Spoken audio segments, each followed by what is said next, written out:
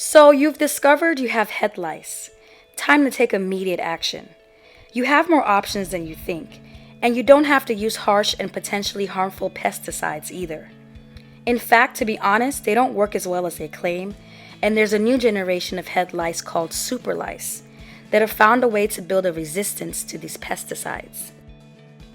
First, wash your hair in sections with a mixture of shampoo mixed with multiple drops of tea tree and lavender essential oil.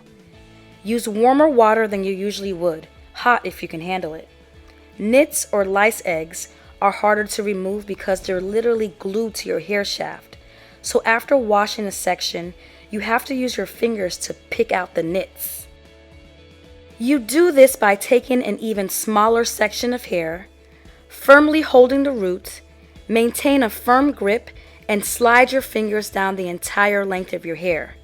Use your nails if you have them. It's a tedious process, but if you complete your whole head, it'll get rid of a lot of nits. After washing and nitpicking your entire head, fully coat your hair and scalp with an organic oil like coconut oil, mixed with multiple drops of tea tree and lavender essential oil. Make sure the smell of the oil mixture is very strong. Wrap your hair airtight with saran wrap for 6 to 8 hours. The harsh scent of tea tree and lavender essential oil is nice to us, but toxic to lice bugs, and the airtight environment will help suffocate them.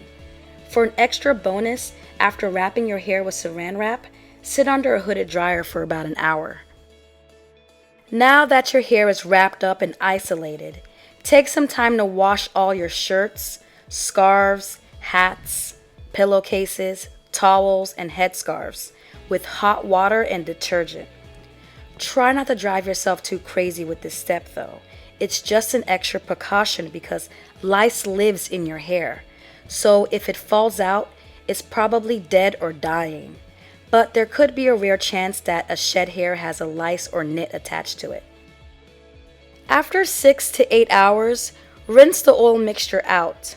Coat your hair with a mix of 2-part apple cider vinegar, 1 part water, and cover it again with saran wrap for 2 to 3 hours.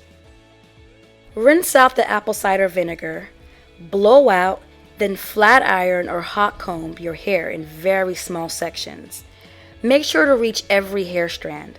This step is very important because it'll help kill any remaining nits or bugs in your hair, so be thorough. Then oil your scalp and hair with the same oil and essential oil mixture you used earlier. This time use a normal amount and don't rinse it out. This is a great time to trim your ends because the next step requires you to thoroughly rake your straightened oiled hair with one of these lice combs. Make sure to carefully inspect the lice comb for any nits or bugs.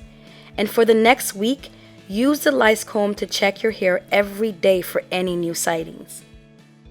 Did you know that the origins of fine-tooth combs were for lice removal? Check out these images of the lice combs used back in the day. I know this strategy may seem like a lot and it may be overkill, but it's a good thing because this species is very resilient. Here's some helpful videos on YouTube of how others combated their frustrating bout with head lice. I hope they're helpful.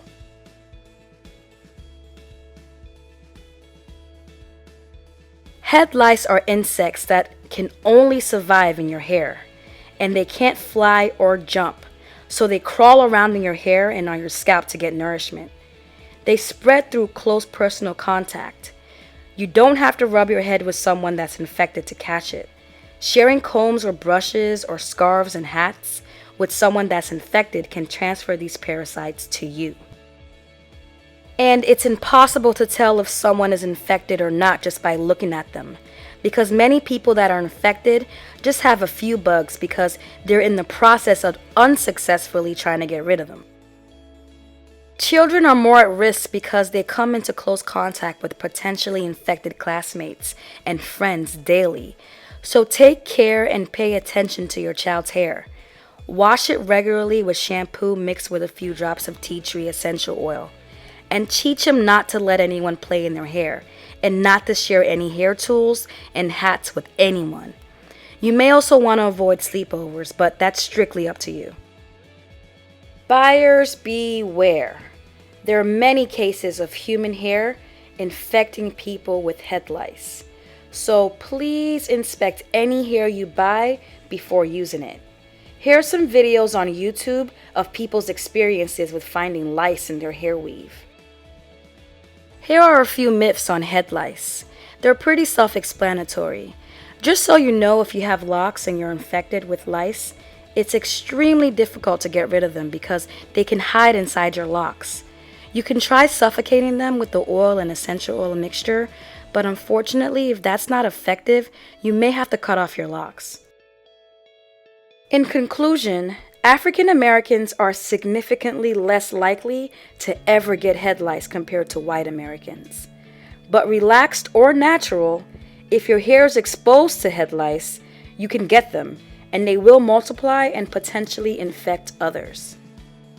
I'm sure most of us African Americans have never known anyone with head lice, which is probably true because 0.3% of African Americans translates to just a little over 100,000 people, compared to almost 26 million white Americans with head lice. But let's be honest, someone with head lice is most likely not going to broadcast it to people. All you can do is learn the facts and keep a watchful eye on who and what interacts in your hair and your children's hair.